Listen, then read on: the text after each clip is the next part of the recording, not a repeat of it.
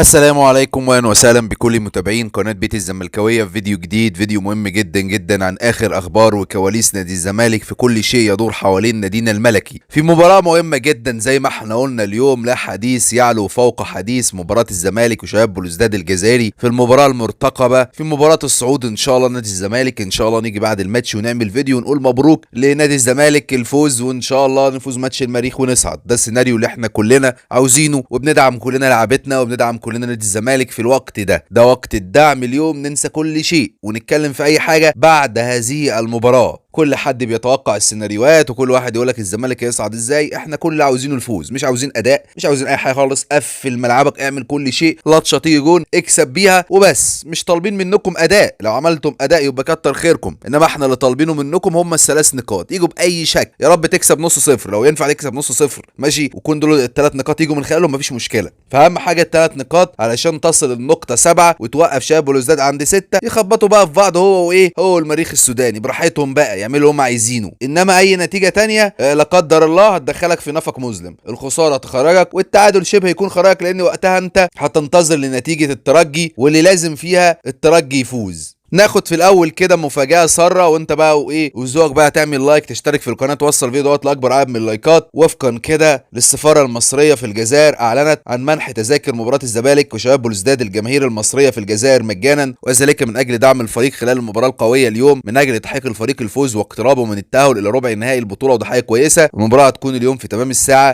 9 مساء. واوضحت السفاره المصريه في الجزائر ان التذاكر مفتوحه لابناء الجاليه المصريه لدعم الزمالك، وسوف تكون متوفره من خلال مقر السفاره فقط، وزي ما احنا بنقول اهو يا جماعه بالمجان. برضه صحفي جزائري كشف كده عن صدمه لنادي شباب بلوزداد في بيع تذاكر مباراه الزمالك. تحدث الصحفي الجزائري محمد القريشي عن مصير الحضور الجماهيري لمباراه الفريق اليوم امام شباب بلوزداد. الصحفي الجزائري وخلال تصريحات اكد انه حتى الان بالكاد تم بيع نصف التذاكر المطروحه للمباراه من جانب جمهور شباب بلوزداد، وتابع ان تحركات بيع التذاكر تعتبر صادمه حتى الان لمسؤول النادي الجزائري، وانه يامل في اتمام عمليات البيع ونفاذ التذاكر خلال الساعات القادمه. في كلام كبير جدا يعني بعض الجماهير الجزائريه ما اشترتش هذه التذاكر، اللي هم طارحين اكتر من 50,000 تذكره يا جماعه، اللي عاوزين هم طبعا عاوزين يعني حشد جماهيري كبير جدا في هذه المباراه اللي احنا نتمنى ان شاء الله فوز فيها نادي الزمالك، وما نخافش وما نتخضش من الجماهير اللي هتكون موجوده. طبيعي يكون في عدد جماهير كبير جدا. مخططات بقى فيريرا للاجهاد على فريق بلوزداد، بيدرس اللعب بثلاثي دفاعي على حساب احدى هذا الثنائي. يعني هتفضل بقى فيريرا كده يفضل يفكر، حيث حدث التقرير من داخل بعثه الزمالك في الجزائر عن تفكير فيريرا المدير الفني للفريق من اجل مواجهه شباب بلوزداد الجزائري الهامه والمصريه اليوم. وفقا لما جاء الينا من الجزائر فان فيريرا يدرس بقوه اللعب بثلاث مدافعين في المناطق الخلفيه. وبلاش فاتي يا عم فيريرا وتقعد تغير في التشكيل، وكده كده الفريق مش ناقص. المهم اللي وصل لنا ان هو يلعب بثلاث مدافعين لاجهاض حماس الفريق الجزائري في البدايه، وسوف يحاول فيريرا امتصاص الحماس والضغط من البدايه، وان يبدا في الهجوم لحين استكشاف شكل واداء الفريق الجزائري. وتابع انه في حاله اللعب بثلاثي في الخلف قد يكون على حساب احد الثنائي سيف فاروق جعفر ومحمد اشرف روقه، ومن البدايه على ان يتم تقسيم المباراه من ناحيه الاداره الفنيه وفقا لمخططات فيريرا، مؤكدا ان فيريرا سوف يبحث الوقت المناسب لمباغته الفريق الجزائري واتخاذ قرار الهجوم سعيا وراء تحقيق الفوز. اهم حاجه ما تضيعش وقت، ما تجيش تضيع لي شوط كامل في الدفاع، وزي ما احنا عارفين في كره القدم خير وسيله للدفاع هي الهجوم. يعني ده حاجه احنا دارسينها من واحنا اطفال، دايما بتتقال من اي مدير فني ومن اي حد. تعال بقى ناخد كده ملامح تشكيل مباراه الزمالك في ظل قوه المباراه واهميتها بالنسبه لكل الجماهير الزملكاويه. وفقا كده للتشكيل المحتمل والمتوقع في المباراه، فان البرتغالي فييرا قد يبدا بمحمد صبحي في حراسه المرمى. خط الدفاع قد يتواجد احمد فتوح والونش وحسام عبد المجيد والمسلوسي. خط الوسط قد نرى محمد اشرف روقه ونبيل عماد دونجا وسيف فاروق جعفر. وفي الخطوط الاماميه نرى مصطفى شلبي وسيد نيمار واحمد سيد زيزو وسيف الدين الجزيري. وفقا اللي وصل لنا ممكن نجد بالحاج، وزي ما انا بقول لك ممكن سيد نيمار يكون على حساب مصطفى شلبي، او بالحاج على حساب مصطفى شلبي، او بالحاج في نص الملعب. يعني ما زال التقديرات وما زال التوقعات بالنسبه للتشكيل كبيره جدا، ولكن مش هيخرج من نطاق اللاعبين دول اللي هم يبداوا ان شاء الله هذا اللقاء. برضه نادي الزمالك بيستعد لانهاء تلك الازمه. اكد تقرير اعلامي ان ازمه اللاعب سيف الدين الجزيري لاعب الفريق قريبه من الانتهاء حاليا خلال الفترات القادمه، حيث كشفت ان اداره نادي الزمالك تنوي تحويل المبلغ المطلوب الى النادي الافريقي التونسي وغلق الملف تماما والسماح بقيد صفقات الزمالك الجديده بدايه من الصيف الجديد. زي ما انتم عارفين قرار صدر بايقاف نادي الزمالك من القيد لحين دفع مستحقات اللاعب سيف الجزيري، او هي رعايه اللاعب سيف الجزيري للفريق الافريقي الافريقي التونسي. يعني نادي الزمالك مجرد يدفع الامور كلها هتنتهي. تعالى بقى برضه نعرف دلوقتي وفقا كده لاجراء وقرار داخل الزمالك تجاه اللاعبين قبل مواجهه شباب بلوزداد. وفقا لمصدر داخل نادي الزمالك كشف عن اجراء جديد داخل النادي قبل مواجهه اليوم. مصدر من داخل الزمالك اكد انه تم ابلاغ لاعبي الفريق في الجزائر بانه يتم العمل على تجهيز جزء كبير من مستحقاتهم لسداده فور الوصول الى مصر منتصرين. يعني ده تحفيز يا جماعه ليهم، وذلك من اجل رفع روح الفريق المعنويه قبل المواجهه المصريه للفريق امام بلوزداد الجزائري، ومن اجل تعزيز فرص التاهل والصعود، الى جانب وعد جديد من اداره الزمالك بصرف مكافآت خاصه في حاله تخطي عقبه نادي شباب بلوزداد وازدياده فرص التاهل الى ربع النهائي. ايا كان خلي بالك، يعني انا بقول لك اهو، هو فريق، هو ماتش مش صعب قوي. يعني انت فريق شباب بلوزداد ايا كان قوته انت اقوى، انت الزمالك تمام. انت لو هتلعب لعبك وتلعب انت بطل، كل لاعب ينزل كده يعرف قيمه نادي الزمالك، صدقني تكسب. انت مش بتلعب برشلونه ولا بتلعب ريال مدريد ولا بتلعب البايرن ولا بتلعب الناس دي كلها. ما عندك البايرن هو كسب ذهاب وعوده عادي جدا، باريس سان جيرمان اللي هو فيه ميسي وفيه نيمار وفيه ريال مدريد كسب ليفربول 5 على ملعبه 1-0 على ملعب ريال مدريد. فانت بتتكلم النهارده عادي ان انت تكسب بره وجوه. فكره ان انت بره الملعب لازم تخسر او بره ملعبك لازم تخسر دي ما بقتش موجوده بقى المفروض دلوقتي في عقليه اي لاعب. فالطبيعي ان انت تلعب لعبك وتكسب وتكون راجل، ما تهبش ولا تخاف الجماهير اطلاقا. ده اللي احنا عاوزينه. مدحت شلبي قال لاعب الزمالك مستهلك ولا يجب ان يبدا مواجهه بلوزداد. تمنى الاعلامي مدحت شلبي ان يبدا الزمالك مواجهه اليوم امام شباب بلوزداد بالمهاجم ناصر منسي، حيث يرى مدحت شلبي عبر تصريحات ان بدايه ناصر منسي المباراه سيكون افضل هجوم الزمالك من التونسي سيف الدين الجزيري المستهلك. ده وفقا كده لكلام مدحت شلبي. وجهه نظرنا ان لازم سيف يبدا في هذه المباراه، لان سيف متعود على الاجواء، يعني شمال افريقيا، تونسيه بقى، جزائريه بقى، مغربيه، هو متعود، فهو هيكون واخد على الاجواء اكتر من ناصر. معلش ناصر برده ما عندوش خبره في الحته دي، وانت بتحتاج النواحي يعني نواحي لعيب الخبره مع الشباب، ده مع ده بيساعد، فلازم خبره في هذه المباراه. برضه لاستغلال النواحي الهجوميه مبكرا هل يبدا الزمالك بهذا اللاعب. وفقا لبعض التقارير من داخل الزمالك كشفت النادي الزمالك يفكر في بدايه اللاعب سيد نيمار، وذلك استغلالا لسرعات نيمار في عمل هجمات مرتده سريعه في ظل توقع ضغط مكثف من الفريق الجزائري لحسم المباراه على ارضه. برضه وفقا للتقارير الجزائريه بتحذر شباب بلوزداد من مواجهه الزمالك. خرجت صحيفه المساء الجزائريه بتقرير لها عن مواجهه الفريق مع شباب بلوزداد. الصحيفه الجزائريه طلبت من فريق شباب بلوزداد اخذ الحيطه والحذر امام تشكيله فريق الزمالك خلال مواجهه اليوم، خاصه ان الزمالك منتعش بالفوز على الترجي في الجوله الماضيه ويسعى للعوده الى القاهره بالثلاثه نقاط وتعزيز رصيده وتعزيز فرص التاهل الى ربع النهائي. وفقا برضه لكلام احتمال يحصل استبعاد للاعب الزمالك، في كلام بقى عن خلاف مع فيريرا، والكلام ده كله شائعات يا جماعه، حيث طلب اللاعب نبيل عماد دونجا لاعب خط وسط الزمالك من امير المشرف العام على الكره الحديث للاعلام بشان ما تردد عن خلافات مع البرتغالي فيريرا. نبيل دونجا طلب من امير توضيح حقيقه تلك الخلافات ونفي صحتها حتى لا تسبب في فجوه داخل الفريق، وذلك في اشاره من اللاعب لعدم تواجد اي خلافات بينه وبين فيريرا بدليل تواجده اساسيا في المباراه الفترات الاخيره، وان مشاركته في المباريات من عدمه امر فني يخص الجهاز الفني ولا يمانع في جلوسه على مقاعد البدلاء في اي مباراه، وذلك بعدما تردد اعلاميا ان فيريرا يدرس جلوس دونجا على مقاعد البدلاء خلال المباراه. ايا كان مفيش اي خلافات، الامور كلها كويسه في نادي الزمالك، الناس كلها بتلعب بشكل كويس،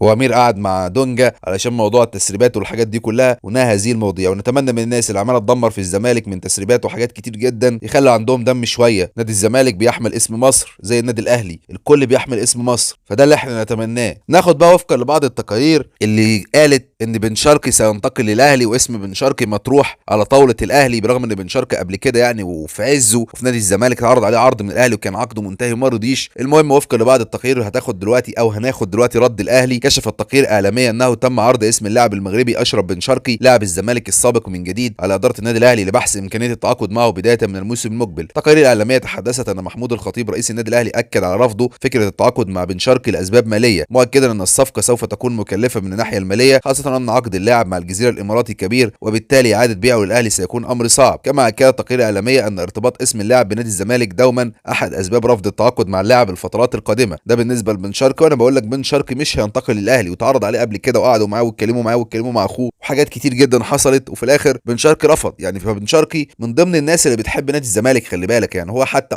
لاعب محترف وبيدور على مصلحته كل شيء، لكن هو مش هيخسر جمهور الزمالك. الزمالك بيمنع انتقال لاعب بيراميدز الى الاهلي في مفاجاه حيث تحدث احمد شوبير عن صعوبه انتقال الحارس احمد الشناوي حارس مرمى بيراميدز الحالي والزمالك السابق للنادي الاهلي. عده تقارير تحدثت عن بحث الاهلي عن حارس مرمى اخر في ظل تراجع مستوى الحارس محمد الشناوي محليا وافريقيا. كان من بين الاسماء المطروحه كل من محمد ابو جبل حارس مرمى البنك الاهلي وايضا احمد الشناوي حارس مرمى بيراميدز. شوبير وخلال تصريحات اكد ان الزمالك يمنع تماما صفقه انتقال الشناوي الى الاهلي، وذلك بسبب وضع الزمالك بند في عقد بيع الحارس الى بيراميدز ينص على منع اعاده بيعه داخل مصر للنادي الاهلي، والا سيكون نادي بيراميدز مطلوب منه وقتها دفع مبلغ 10 مليون دولار للزمالك، وهو امر صعب جدا حدوثه، الى جانب ان عقد الحارس ممتد مع نادي بيراميدز الى 2025، وبالتالي فان هناك صعوبات عديده تمنع انتقال الحارس احمد الشناوي للاهلي. يعني هم بيراميدز يا جماعه علشان يوديه للاهلي مباشره كده لازم يدفع 10 مليون دولار. اسلام صادق ومفاوضات تقريب لاعب الزمالك السابق من الاهلي. تحدث الاعلامي اسلام صادق عن اقتراب الحارس محمد ابو جبل حارس مرمى البنك الاهلي بقى الى الاهلي. هم دلوقتي خلصنا من الشناوي دخل في ابو جبل. اسلام صادق تحدث ان هناك مفاوضات حاليه بين الاهلي وبين ابو جبل لارتداء القميص الاحمر بدايه من الموسم المقبل، وذلك في ظل المقترح داخل الاهلي بالتعاقد مع حارس مرمى في ظل التراجع الاخير بالنسبه لمحمد الشناوي. اكد اسلام صادق ان المفاوضات تاتي من خلال وكلاء لاعبين يحاولون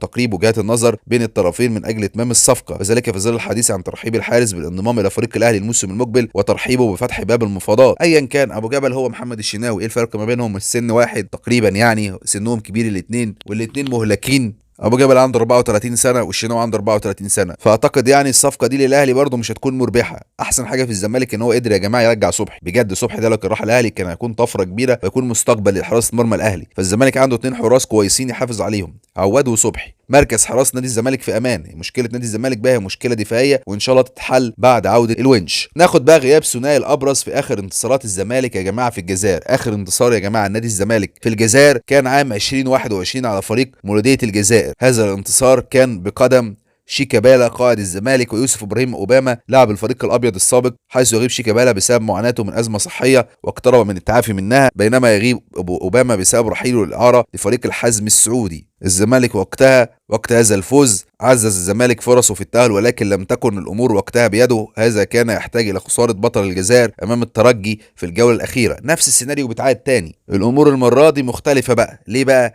ان النهارده انت لو فزت على فريق شباب بوليسداد فانت لو كسبت المريخ شكرا، مش هتستنى بقى اي حاجه من الترجي ولا هدايا من الترجي ولا الكلام ده خالص. فده اللي احنا نتمناه. سكاي نيوز عن مباراه الزمالك وبوليسداد، سيناريوهات المواسم الماضيه ومقارنه مع فرص الاهلي. خرجت شبكه سكاي نيوز تقرير لها عن مواجهات اليوم كده الزمالك امام شباب بوليسداد في الجوله الخامسه من دوري ابطال افريقيا. شبكة سكاي نيوز أكدت على أهمية فوز الزمالك خلال مواجهة اليوم أمام الفريق الجزائري، خاصة الموسم الذي احتاج فيه الزمالك من الترجي الفوز على المولودية في الجولة الأخيرة وهو لم يتحقق وخرج الفريق من البطولة. وأكدت الشبكة عبر تقرير أن البرتغالي فيريرا المدير الفني أعد العدة من أجل الفوز في الجزائر واقتراب حسم الأمور. وأكدت التقرير أن فرصة الزمالك أفضل من الأهلي في التأهل في ظل حاجة الفريق الأحمر لنتائج الآخرين قبل مواجهة القطن الكاميروني، حيث تحدثت التقارير أن أي نتيجة غير فوز الأهلي معناها الإطاحة بالفريق من البطولة، وحتى في حالة الفوز عليه الانتظار لمباراة سان داونز غدا امام الهلال السوداني على امل فوز بطل جنوب افريقيا. هشام يكن قال ابتعاد عواد درس قبل مواجهه بوليسداد وهذا اللاعب لم اراه. علق هشام يكن على مباراه الفريق امام شباب بوليسداد. هشام يكن يرى ان الزمالك سيكون الاقرب للفوز بالمباراه وطالب بثبات التشكيل ومزيد من الاستقرار الفني. وتحدث يكن عن حراس مرمى الفريق مؤكدا انه يرى بدايه عواد المباراه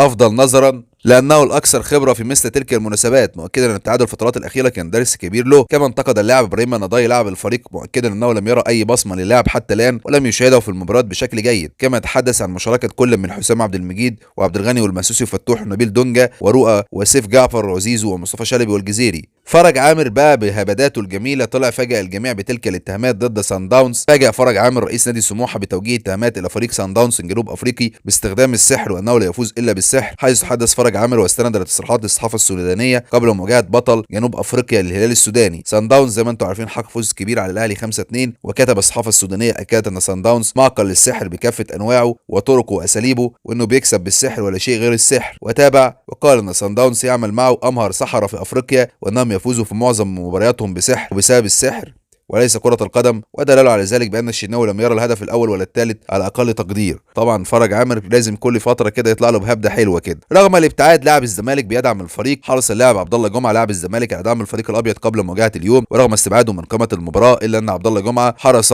على التعليق برسالة لزملائه ودعم الفريق بشكل قوي جدا. والكل حاليا ملتف حوالين الفريق بيدعم سواء اللي موجود هنا سواء اللي موجود هناك، لأنها مباراة مهمة جدا. زي ما أنا بقول لك مباراة الزمالك مباراة مهمة لا تقبل بينقسم على 2. الفريق واخد كل الدعم جماهيريا معنويا، فعشان كده زي ما احنا بنقول لا بديل الا الفوز بالنسبه لنادينا الملكي. تعالوا بقى نتعرف على المواجهات الناريه في ربع نهائي دوري ابطال اوروبا. مواجهات ناريه يا جماعه بعد القرعه اللي حصلت يمكن منذ دقائق. في نتائج بقى القرعه يا جماعه: مواجهه ناريه لريال مدريد امام تشيلسي، ثم مواجهه قويه برضو انتر ميلان ضد بنفيكا، ثم المواجهه الثالثه المان سيتي في مباراه طبعا ناريه ضد البايرن، والمواجهه الرابعه ايس ميلان ضد نابولي. طبعا لو ملاحظين يا جماعه الفرق الايطاليه تطورت في الثلاث فرق من ايطاليا: ايس ميلان، نابولي والانتر، وفقا اللي وصل لنا كمان. يعني ده بالنسبه لمواجهات ربع النهائي. نصف النهائي بقى اللي هيصعد من ريال مدريد وتشيلسي هيقابل اللي هيصعد من مان سيتي وبايرن. يعني في نصف النهائي هنشوف برضه مواجهه ناريه. طبعا في ناس هتتوقع ريال مدريد هتصعد على حساب تشيلسي، في ناس متوقعه البايرن على حساب المان سيتي، في ناس هتقول لك المان سيتي. ايا كان هنا فريق قوي وهنا فريق قوي، لكن مواجهه المان سيتي ضد البايرن مواجهه قويه والناس عاوزينها، لان المفروض دول اقوى الفرق حاليا من ناحيه اللعيبه اللي عندهم، محدش قادر عليهم. واس ميلان طبعا ضد نابولي هيقابل انتر ميلان، او اللي هيكسب من انتر ميلان حد منهم يعني ضد بنفيكا. مواعيد مباراه ربع نهائي دوري ابطال اوروبا: تقام مباراه ربع النهائي بنظام الذهاب والاياب ايام 11 و12 و18 و19 ابريل المقبل. طبعا مواجهات قويه جدا. كل التوفيق طبعا لنادي الزمالك في مباراه اليوم ان شاء الله. في النهايه بشكركم جدا والسلام عليكم ورحمه الله وبركاته.